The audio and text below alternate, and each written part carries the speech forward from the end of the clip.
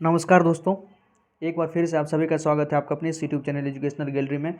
आज की इस पर्टिकुलर वीडियो में हम बीपीएससी जो 67th बीपीएससी होने वाला है, या जो भी students BPSC assistant public sanitary waste management officer का एग्जाम देंगे, उनके लिए भी पेपर वन जानते हैं दोस्तों। पेपर वन का सिलेबस जीएसई है, जनरल स्टडीज़ है, जो बीपीएससी 67 पीसीएस में पूछेगी जिस लेवल का क्योंकि उसी लेवल का आपका वेस्ट मैनेजमेंट ऑफिसर में भी पेपर वन का एग्ज़ाम उसी लेवल का होगा और वही पैटर्न होगा। तो दोनों के लिए कुछ प्रैक्टिस क्वेश्चन हम यहाँ पर डिस्कस करेंगे।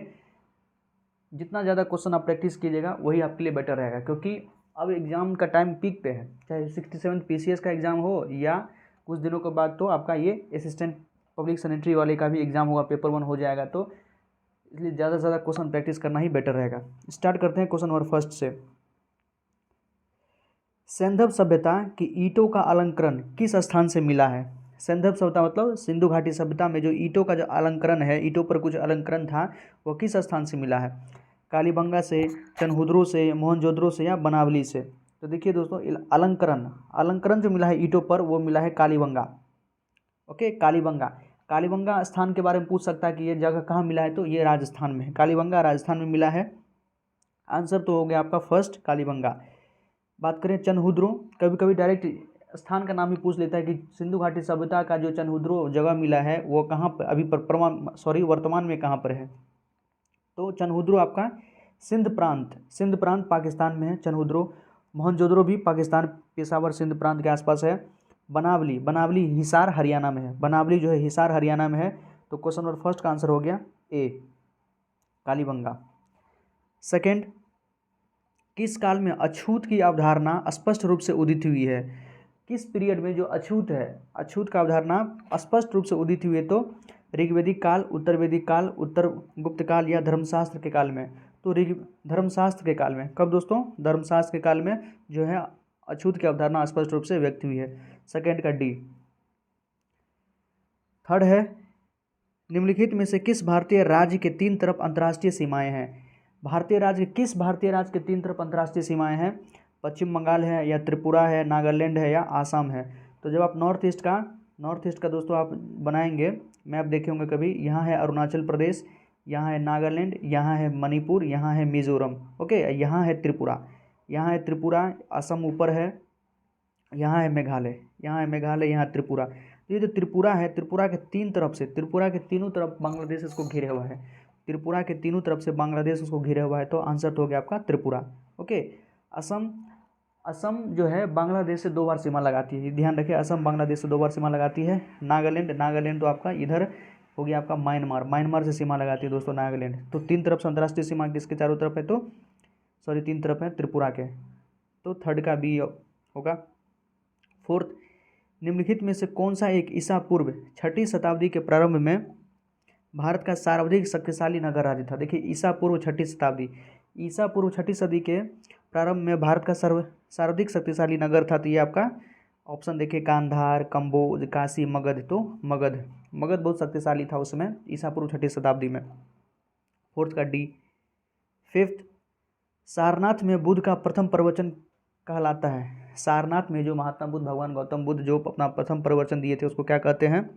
तो धर्म चक्र परिवर्तन। एवरीबडी नोज धर्म चक्र परिवर्तन। और महात्मा बुद्ध से एक क्वेश्चन तो आता ही है, कभी कभी इनका जो संगति हुआ था, प्रथम बौद्ध संगति, द्वितीय बौद्ध संगति, तृतीय बौद्ध संगति, चतुर्थ बौद्ध संगति, किसके समय में हुआ था, राजा कौन था, अध्यक्ष कौन थे, और कभी कोई टाइम भी पूछ लेता है। तो ये ध्यान रखें, और उसमें क्या क्या काम हुआ वो भी ध्यान रखें। जैसे प्रथम बौद्ध संगति की हम बात करें, अजातशत्रु के समय में हुआ था, राजगृह में हुआ था।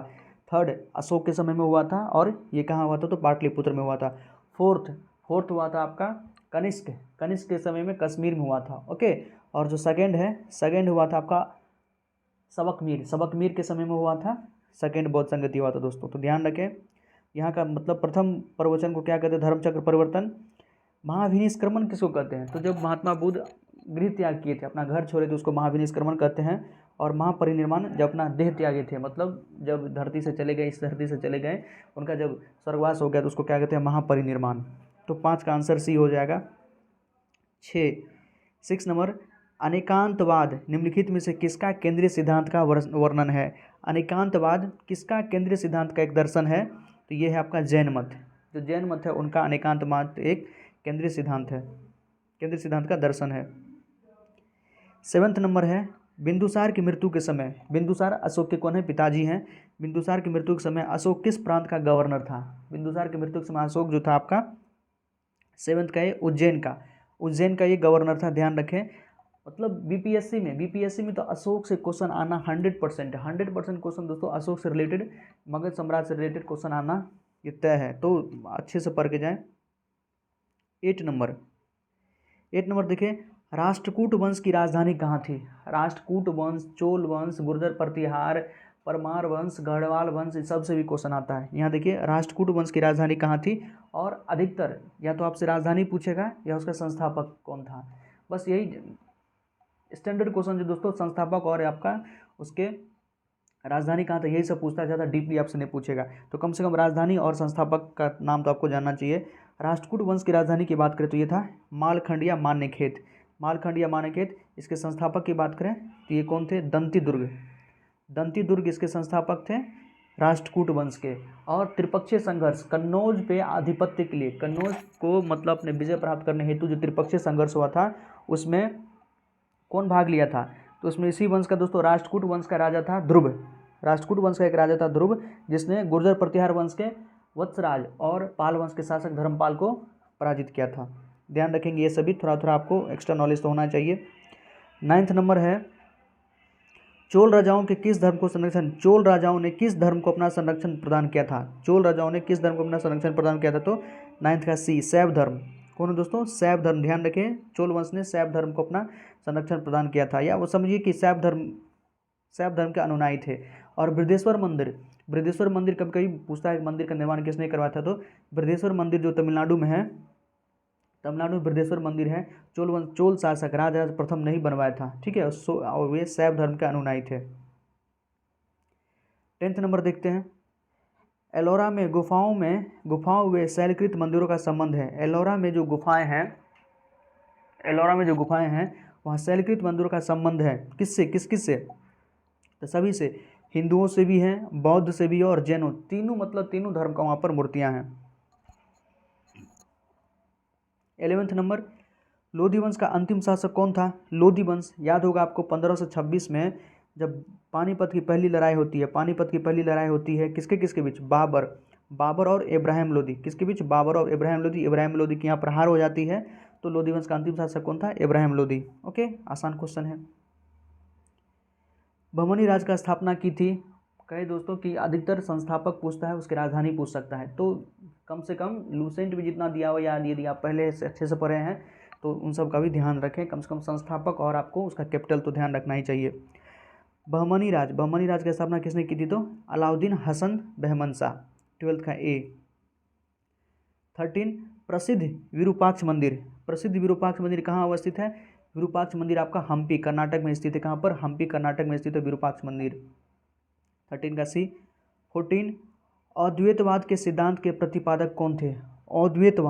अद्वैतवाद के सिद्धांत के प्रतिपादक कौन थे? तो शंकराचार्य। कौन थे? आदि गुरु शंकराचार्य थे। ये क्वेश्चन क्यों आया है? क्योंकि रेलिवेंट है। अभी शंकराचार्य का हाल ही में उनके मूर्ति का अनावरण किया गया था प्रधानमंत्री नरेंद्र मोदी जी के द्वारा। कहाँ पर? उत्तराखंड में। ध्यान होगा कुछ ही दिन पहले उत्तराखंड में प्रधानमंत्री श्री नरेंद्र मोदी जी ने मतलब आदि शंकराचार्य की मूर्ति का अनावरण किया था, इसलिए शंकराचार्य जी पे क्वेश्चन पूछा गया। याद रखें अद्वैतवाद के सिद्धांत। और एक और क्वेश्चन रिलीवेंट करंट अफेयर्स का भी है आपका, संत रामानुजाचार्य का दोस्तों मूर्ति का भी अनावरण हुआ है। कहाँ पर? हैदराबाद में। ये भी क्वेश्चन पूछा जा सकता है करंट अफेयर्स में, या ऐसे भी संत रामानुजाचार्य का हैदराबाद में कब? 5 फरवरी 2022 को। 5 फरवरी 2022 को इस मूर्ति का भी जो उद्घाटन किए थे नरेंद्र मोदी जी ही ने किए 5 फरवरी 2022 को। और संत रामानुजाचार्य थे विशिष्ट द्वैतावाद के जनक थे, विशिष्ट द्वैतावाद के प्रतिपादक थे संत रामानुजाचार्य। याद रखें हैदराबाद में इनकी मूर्ति का अनावरण किया गया है। और इनको स्टैचू ऑफ इक्वलिटी भी कहते हैं। ये जो मूर्ति बनाए संत रामानुजाचार्य का, इसको स्टैचू ऑफ इक्वलिटी कहते हैं। यूनिटी नहीं, यूनिटी किसका है? तो सरदार वल्लभ भाई पटेल का है। वो तो आपका साधु बेट द्वीप केवड़िया गुजरात में है। 15 देखते हैं, भारत में किस सूफी सिलसिले का सर्वाधिक लोकप्रियता मिली है? भारत में किस सूफी सिलसिले को सर्वाधिक लोकप्रियता मिली है? तो यह चिश्ती। किसको? चिश्ती। 60 नंबर देखते हैं। किस युद्ध को जीतने के बाद शेरशाह ने दिल्ली में अफगान सत्ता की स्थापना की? किस युद्ध को जीतने के बाद शेरशाह ने दिल्ली में अफगान सत्ता की स्थापना की? तो यह आपका बिलग्राम का युद्ध। कौन? बिलग्राम का युद्ध। ध्यान रखें, शेरशाह भी क्वेश्चन से भी क्वेश्चन आता है, तो बिलग्राम का युद्ध। 70 नंबर, मराठों एवं अफगानों को मनसबदारी प्रथा में शामिल करने वाला प्रथम मुगल शासक कौन था? मराठों और अफगानों को मनसबदारी प्रथा में शामिल करने वाला प्रथम मुगल शासक कौन था? तो ये था आपका जहांगीर। कौन था दोस्तों? जहांगीर। नेक्स्ट देखते हैं।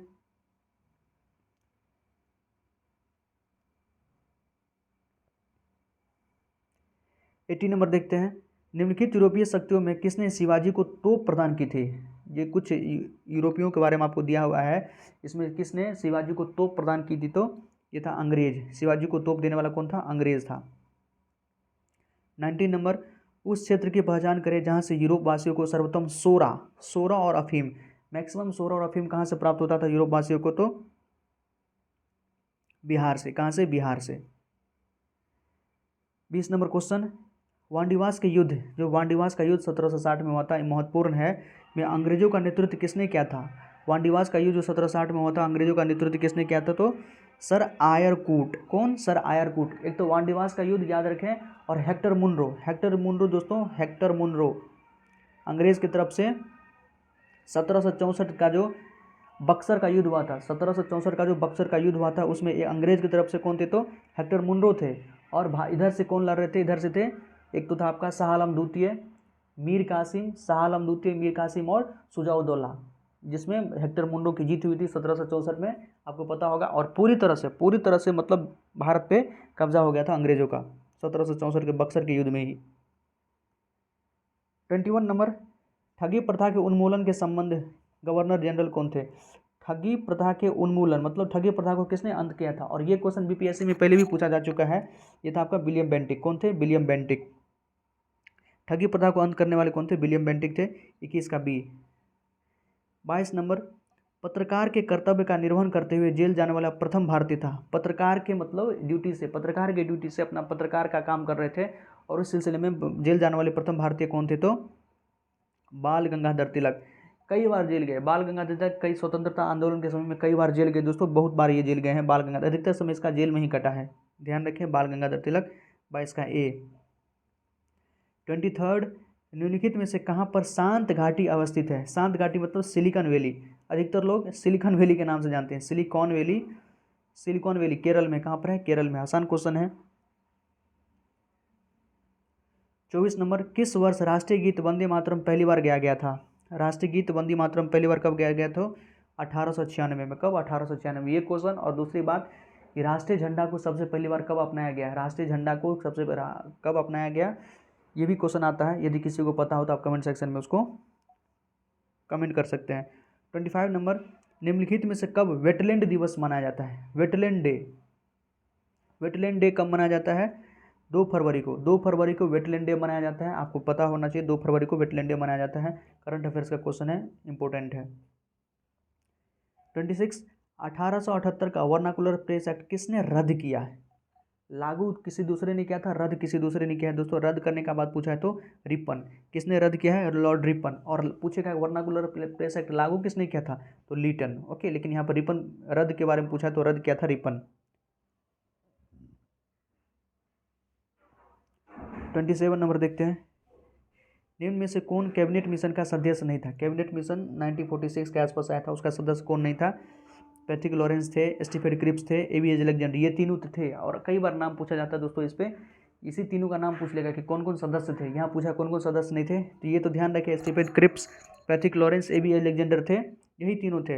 विलियम वुड नहीं थे। तो हमारा आंसर जो होगा यहाँ पर 27 का डी हो जाएगा, विलियम वुड नहीं थे। 28, वे राष्ट्रीय नेता कौन थे जो 1925 में सेंट्रल लेजिस्लेटिव असेंबली के अध्यक्ष निर्वाचित हुए? वे राष्ट्रीय नेता कौन थे जो 1925 में सेंट्रल लेजिस्लेटिव असेंबली के अध्यक्ष निर्वाचित हुए थे? ये थे विट्ठल भाई पटेल। कौन थे? विट्ठल भाई पटेल। 28 का D. Next question 29, Gandhi ji ने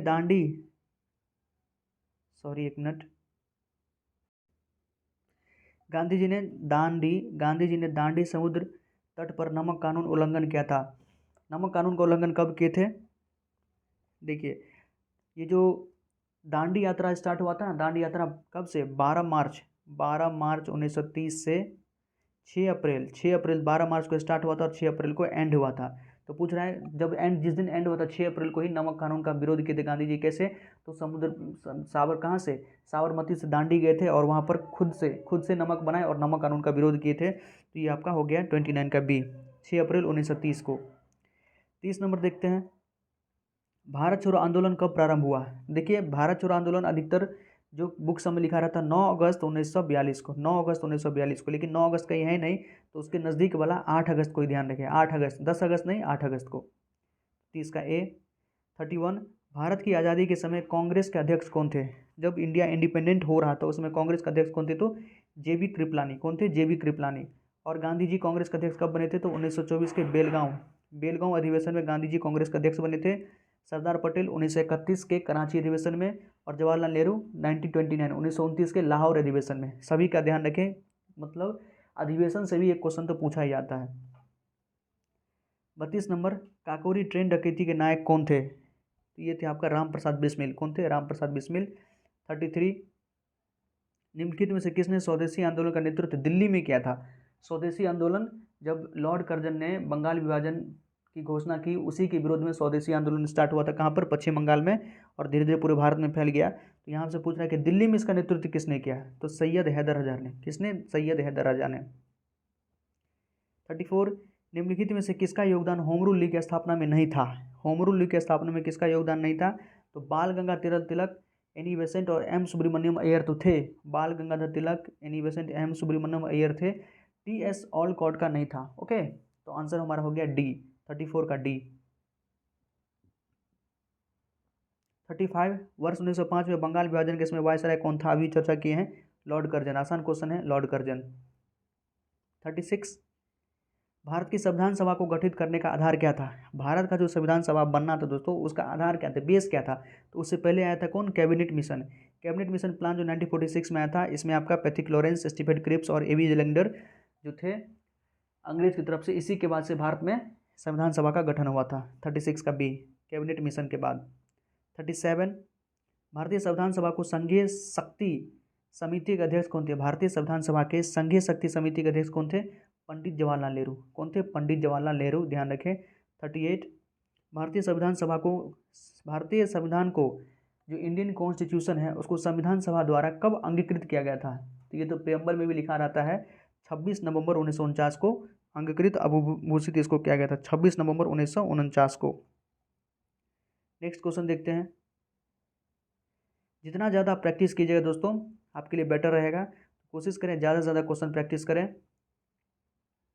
39, भारत में किस प्रकार का शासन व्यवस्था अपनाई गई है? तो भारत आप जानते हैं फेडरल सिस्टम है यहाँ पर, लेकिन किस प्रकार का फेडरल सिस्टम है? अमेरिका में भी फेडरल सिस्टम है, ब्रिटिश में भी फेडरल सिस्टम है, ब्रिटेन में भी। तो हम किसका अपनाते हैं? तो ब्रिटिश का। किसका? 39 का बी, ब्रिटिश का फेडरल सिस्टम यहाँ पर अपनाया जाता है, ब्रिटिश संघनात्मक प्रणाली। 40 नंबर, भारतीय संविधान में उल्लेखित स्वतंत्रता, समानता और बंधुता का संकल्पना किससे प्रेरित है? जो अपने कॉन्स्टिट्यूशन में लिखा हुआ है स्वतंत्रता, समानता और बंधुता, ये कहाँ से लिया गया या कहाँ से प्रेरित है? तो यह फ्रांस के संविधान से। कहाँ से? फ्रांस के संविधान से। और आयरलैंड के संविधान से हम लोग ने क्या लिया? तो DPSP, directive principle of state policy, Ireland के संविधान से। 41, 52वें संविधान संशोधन अधिनियम द्वारा 1985 में किस अनुसूची को भारतीय संविधान सभा में शामिल किया गया था? देखिए 52nd कॉन्स्टिट्यूशनल अमेंडमेंट, 52वें संविधान संशोधन के द्वारा किस अनुसूची को अपनाया गया था? तो ये है 10वीं सूची को अपनाया गया। इसमें दल बदल से संबंधित इसमें कानून है, दल बदल से संबंधित 10वीं अनुसूची। मूल संविधान में 8 ही अनुसूची थी, मूल संविधान में ध्यान रखेंगे 8 ही अनुसूची थी। 9वीं अनुसूची जो जोड़ा गया है वो पहले संविधान संशोधन के द्वारा जोड़ा गया है 9वीं अनुसूची, और 10वीं अनुसूची को 52वां संविधान संशोधन 1985 के द्वारा जोड़ा गया है। 11वां बर्मा तो याद होगा। 11वीं अनुसूची क्या है? तो पंचायती राज व्यवस्था से रिलेटेड है, और 12वां अनुसूची नगर निगम, नगर पालिका, नगर परिषद से रिलेटेड है। 42 देखते हैं। भारतीय संविधान में समानता का अधिकार, जो फ्रीडम ऑफ इक्वालिटी, 5 अनुच्छेदों द्वारा प्रदान किया गया है। ये है भारतीय संविधान में जो समानता का अधिकार है आपको 5 अनुच्छेद के द्वारा प्रदान किया गया है। इसका आपको अनुच्छेद के बारे में पूछ रहा है, तो अनुच्छेद 14 से 18 है। कौन है? अनुच्छेद 14 से 18। अनुच्छेद 14 से 14 क्या है दोस्तों? तो विधि के समक्ष, मतलब इक्वलिटी बिफोर द लॉ, कानून के समक्ष सब बराबर हैं। अनुच्छेद 15 क्या है? तो राज्य किसी भी व्यक्ति के साथ जाति, धर्म, लिंग, जन्मस्थान के बेसिस पे उस पर भेदभाव नहीं कर सकता है, 15 है। अनुच्छेद 16 क्या है? अवसर की समानता, जो भी वैकेंसी वगैरह निकलेगी उसमें सभी को समान अवसर मिलेगा, वो 16 है। 17 क्या है? ये छुआछूत का अंत है। और 18 क्या है आपका? 14 से 18 में 18 क्या है? उपाधियों का अंत, मतलब कोई आप उपाधि नहीं रख सकते हैं। कुछ है इसमें एक्सेप्शन को छोड़ के, ऐसी बात नहीं है कि डायरेक्ट कोई भी नहीं, कुछ एक्सेप्शन को छोड़ के सेना में जैसे सेना का कोई रख सकता है, और एक दो और है, उसके अलावा कोई और नहीं रख सकता है। अगर फॉरेन से आपको कोई किसी प्रकार का पोस्ट मिलता है, उपाधि मिलता है, तो पहले आपको राष्ट्रपति से परमिशन लेना पड़ेगा। तो ये टोटल 5 है, 14 से 18। 43 देखते हैं। राज्य के नीति निर्देशक सिद्धांतों में से किस अनुच्छेद का संबंध अंतर्राष्ट्रीय शांति एवं सुरक्षा के संवर्धन से है? तो यह 43 का बी, अनुच्छेद 51 से। 44, मुख्य न्यायाधीश की अनुपस्थिति में, मान लीजिए कोई आपका चीफ जस्टिस अब्सेंट है, मुख्य न्यायाधीश की अनुपस्थिति में राष्ट्रपति किसके समक्ष शपथ लेता है? अगर मुख्य न्यायाधीश नहीं है, वैसे तो राष्ट्रपति मुख्य न्यायाधीश के समक्ष ही शपथ लेता है, लेकिन मान लीजिए मुख्य न्यायाधीश नहीं है, तो उस समय सर्वोच्च न्यायालय का जो भी वरिष्ठ न्यायाधीश होगा, सुप्रीम कोर्ट का जो भी टॉप का जस्टिस होगा, उसके समक्ष अपना वो शपथ लेंगे। 45, राज्यसभा क्या है? जो Rajya Sabha, Lok Sabha, upper house, lower house है दोस्तों, तो जो अपर हाउस है ये क्या है? परमानेंट हाउस है, अस्थायी सदन है। राज्यसभा एक अस्थायी सदन है। 45 का ए। 46 देखते हैं। हाल ही में केंद्रीय आयुष मंत्री सर्बानंद सोनोवाल ने कहाँ पर हार्टफुलनेस अंतर्राष्ट्रीय योग अकादमी अंतर्राष्ट्रीय योग अकादमी का आधारशिला रखा है? तो ये आपका हैदराबाद में। कहाँ पर? हैदराबाद में। करंट अफेयर्स का क्वेश्चन है।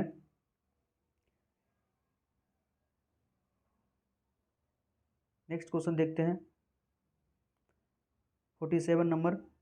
हाल ही में इसरो के नए chairman, ISRO Indian space research organisation दोस्तों, इसका स्थापना कब हुआ था? तो 15 अगस्त 1969। स्थापना भी ध्यान रखें, 15 अगस्त 1969 को इसका स्थापना हुआ था। और इसके नए चेयरमैन अभी हाल ही में बने हैं। न्यू चेयरमैन कौन है? एस सोमनाथ। एस सोमनाथ इसके नए चेयरमैन बने हैं, 10वें नंबर के हैं। इससे पहले कौन थे? के सिवन। चंद्रयान के समय जो चंद्रयान लॉन्च हुआ था उसमें ध्यान होगा के सिवन नहीं थे, लेकिन वर्तमान में कौन बने? तो एस सोमनाथ। कौन है? S Somnath. B option correct है। 48, हाल ही में सुप्रीम कोर्ट द्वारा प्रधानमंत्री की सुरक्षा में चूक, याद होगा प्रधानमंत्री जब पंजाब के दौरे पर गए थे तो एक बार उनकी सुरक्षा में चूक होने की घटना हुई थी, तो उसके लिए जांच के लिए किसकी अध्यक्षता में एक पैनल का गठन किया गया है? तो इंदु मल्होत्रा। बहुत ही इंपॉर्टेंट क्वेश्चन है, बहुत चर्चा में रहा था उस समय में। इंदु मल्होत्रा का अध्यक्षता में, जो सुप्रीम कोर्ट के एक जज है, इंदु मल्होत्रा का अध्यक्षता में एक जांच कमेटी के मतलब पैनल का गठन किया गया। ध्यान रखें, इंदु मल्होत्रा। 48 का ए। 49, हाल ही में केंद्रीय मंत्री सर्बानंद सोनोवाल क्या है? तो आपके आयुष मंत्री हैं, जहाज रानी मंत्री हैं, ये ध्यान रखें। तो 49 है, हाल ही में केंद्रीय मंत्री सर्बानंद सोनोवाल ने किस राज्य के पहले खेल विश्वविद्यालय, स्पोर्ट्स यूनिवर्सिटी का उद्घाटन किया है? किस राज्य के पहले? यह राज्य का पहला है तो असम का। करंट अफेयर्स का क्वेश्चन है, असम। 49 का बी। 50 क्वेश्चन देखते हैं। किस रेलवे स्टेशन का नाम बदलकर, ये ट्रेंड चलने लगा है इस बीच में, बहुत सारा नाम बदला गया है, आपको पता रखना होगा कि किसका नाम क्या रख दिया गया है, उससे भी क्वेश्चन आता है। यहाँ क्वेश्चन है कि किस रेलवे स्टेशन का नाम बदलकर एकता नगर रेलवे स्टेशन कर दिया गया है? तो ये आपका Kevadia railway station. Kevadia railway station कहाँ है? गुजरात में। उसका नाम बदलकर एकता नगर रेलवे स्टेशन कर दिया गया है। 51, हाल ही में कौन BWF जूनियर रैंकिंग के अंडर 19 बालिका एकल वर्ग में दुनिया के नंबर 1 खिलाड़ी बन गई है? देखिए, BWF जूनियर रैंकिंग के अंडर 19 दोस्तों, मतलब 19 साल से कम ही उम्र होगा। ओके, 19 साल से कम उम्र होगा, तो आप इसका अंदाज़ा लगा सकते हैं। देखिए, अगर ऑप्शन को देखें, पहला है तस्मीन मीर, दूसरा है कोमल वर्मा, थर्ड है PV सिंधु, फोर्थ है ज्वाला गुट्टा। तो PV सिंधु और ज्वाला गुट्टा तो नहीं हो सकता, क्योंकि इसका नाम बहुत दिन पहले से सुन रहे हैं। इसका एज थोड़ा ज़्यादा है, क्योंकि 19 से तो अभी है, तो ये दोनों तो नहीं हो सकता। यदि आप ऑप्शन को रिजेक्ट करके कुछ अगर बनाना चाहते हैं, ऑप्शन तो आपके पास बचा या तो तस्मीन मीर या कोमल वर्मा। तो हल्का फल्का यदि पढ़े होंगे दोस्तों कभी, तो तस्मीन मीर इसका करेक्ट आंसर है। लेकिन दो ऑप्शन को तो आप ऐसे ही इरेडिकेट कर दिए हैं, सी और डी को। तो 51 का याद रखें, कौन बनी है? तो तस्मीन मीर अंडर 19 रैंकिंग की जो है बालिका एकल वर्ग में दुनिया के नंबर 1 खिलाड़ी बन गए तस्मीन मीर। 52 का बी, हाल ही में डेनियल आर्टुगो किस देश के राष्ट्रपति के रूप में चुना गया है? डेनियल आर्टुगो को किस देश के राष्ट्रपति के रूप में चुना गया है? तो ये आपका निकारागुआ। कौन है? निकारागुआ है।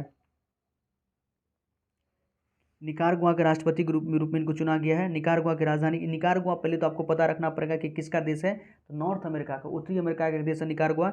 और इसकी राजधानी कहाँ है? तो मनागुआ। कैपिटल भी कभी कभी पूछ लेता है। मनागुआ निकारागुआ की राजधानी है मनागुआ। कंबोडिया की राजधानी क्या है? नहोम पेन। वियतनाम का हैनोई और पराग्वे का असनसयान। राजधानी भी थोड़ा थोड़ा याद रखें। 53, हाल ही में किस देश ने कृत्रिम आर्टिफिशियल सन किसने बनाया? तो चाइना, सब जानते हैं चाइना ने आर्टिफिशियल सन बनाया है। 53 का सी। 54, एशियन इंफ्रास्ट्रक्चर इन्वेस्टमेंट बैंक के उपाध्यक्ष के रूप में किसे चुना गया है? उर्जित पटेल। किसको? उर्जित पटेल को चुना गया है Asian infrastructure investment bank. 55 number, 17वां प्रवासी भारतीय दिवस कब मनाया जाता है? 9 जनवरी को। 9 जनवरी 1915 को गांधी जी जो बैक हुए थे साउथ अफ्रीका से, उसी दिन को 9 जनवरी को ही प्रवासी भारतीय दिवस के रूप में मनाया जाता है। 55 का डी। 56,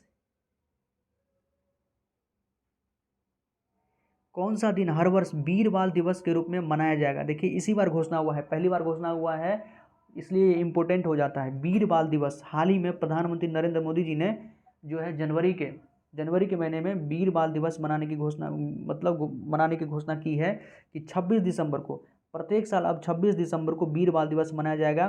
किसके याद में? तो गुरु गोविंद सिंह के जो दो पुत्र जिन्होंने अपनी शहादत दी थी, उनके याद में वीर बाल दिवस रूप मनाया जाएगा 26 दिसंबर को प्रत्येक साल। ओके, 56 का ए।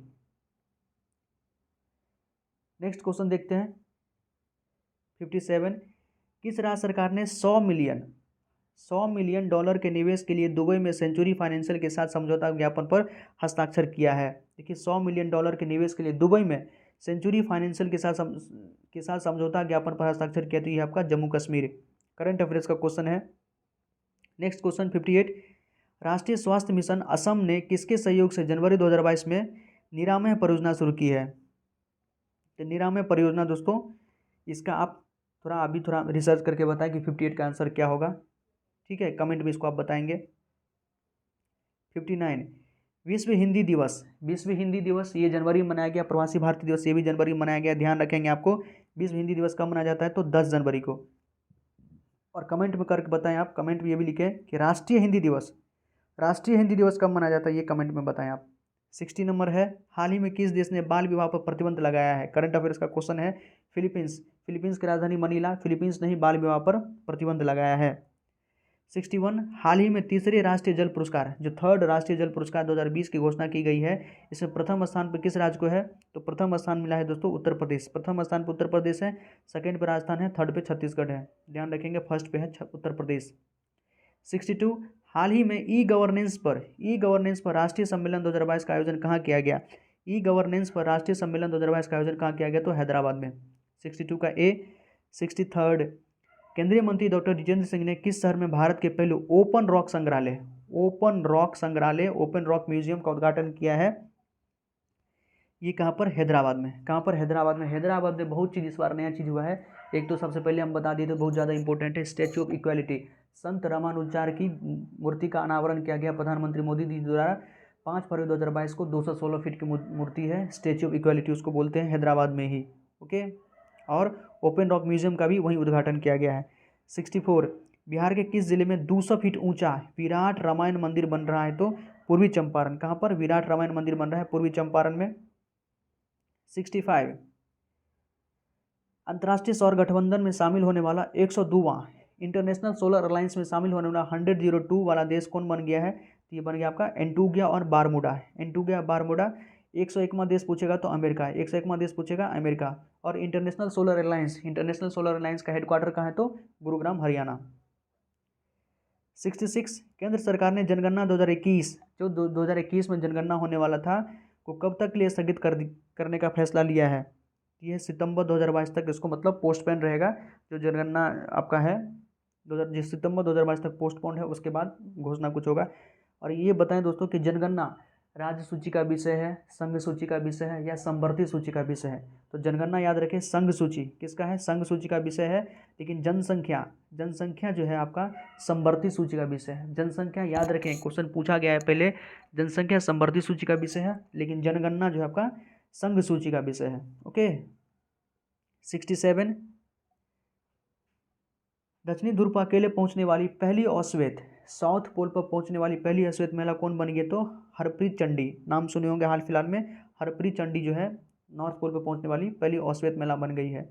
68, कौन सा राज्य देश का पहला एलपीजी युक्त और धुआं मुक्त राज्य बन गया है। एलपीजी युक्त और धुआं मुक्त राज्य बन गया आपका हिमाचल प्रदेश। कौन, हिमाचल प्रदेश।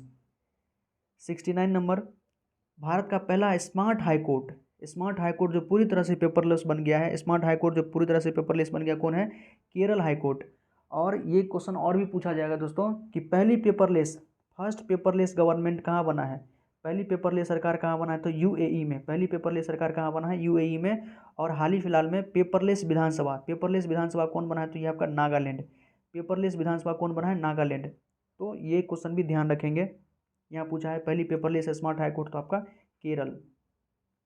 70 नंबर, हाल ही में स्वच्छ गंगा के लिए राष्ट्रीय मिशन के नए महानिदेशक कौन बने हैं, ये आपका जी अशोक कुमार है। कौन, जी अशोक कुमार। 71, हाल ही में कुवैत के हैथम अलघीस को किस संगठन का महासचिव नियुक्त किया गया है। देखिए कुवैत के कहाँ के हैं, कुवैत के हैं। हैथम अलघीस को किस संगठन का महासचिव नियुक्त किया गया है, तो ओपेक। किसका, ओपेक। ये पेट्रोलियम देश का एक संगठन है, उसका मतलब महासचिव नियुक्त किया गया है किसको, हैथम अलघीस को। 72, पाकिस्तान के न्यायिक आयोग ने सुप्रीम कोर्ट के न्यायाधीश के रूप में नियुक्त के लिए किस महिला जस्टिस का नामांकन को मंजूरी दी है, आयशा मलिक। पाकिस्तान की पहली महिला जस्टिस बनेगी, ध्यान रखें दोस्तों, आयशा मलिक। और केतांजी ब्राउन, हाल ही फिलहाल में केतांजी ब्राउन जो है कहाँ पर, अमेरिका में, इसका भी नाम चर्चा में आया है। अमेरिका में पहली अश्वेत महिला जज बनेगी कौन, केतांजी ब्राउन है। ये भी करंट अफेयर्स का क्वेश्चन है। 73, बिहार के किस जिले में तैरता हुआ सौर ऊर्जा, बिहार के किस जिले में, इंपॉर्टेंट क्वेश्चन है, तैरता हुआ सौर ऊर्जा बिजली घर तैयार किया जा रहा है, तो ये आपका सुपौल में। तैरता हुआ मतलब एक फ्लोटिंग सोलर पैनल का बिजली घर तैयार किया जाएगा, कहाँ पर, सुपौल में। 74 नंबर, हाल ही में भारत के 73वें शतरंज ग्रैंड मास्टर कौन बने हैं, भारत के 73वें शतरंज ग्रैंड मास्टर कौन बने हैं, भरत सुब्रमण्यम। कौन, भरत सुब्रमण्यम। 74 का ए। 75, बिहार के किस व्यक्ति को 2022 का पद्म श्री पुरस्कार प्रदान किया जाएगा। देखिए बिहार के किस व्यक्ति को 2022, तो हाल ही में 2022 में जो पद्म पुरस्कार कम से कम 128 दोस्तों, जिसमें 4 पद्म विभूषण है। इस बार ध्यान रखेंगे किसी को भी भारत रत्न नहीं मिला है, 2022 में किसी को भी भारत रत्न नहीं दिया जाएगा। 4 व्यक्ति को पद्म विभूषण, जिसमें आपके तो कल्याण सिंह है, प्रभा अत्रे है, और बिपिन रावत, जनरल बिपिन रावत, और एक और है खेमका है, कहाँ के, उत्तर प्रदेश को, उनको मिला। तो 4 है पद्म विभूषण वाले।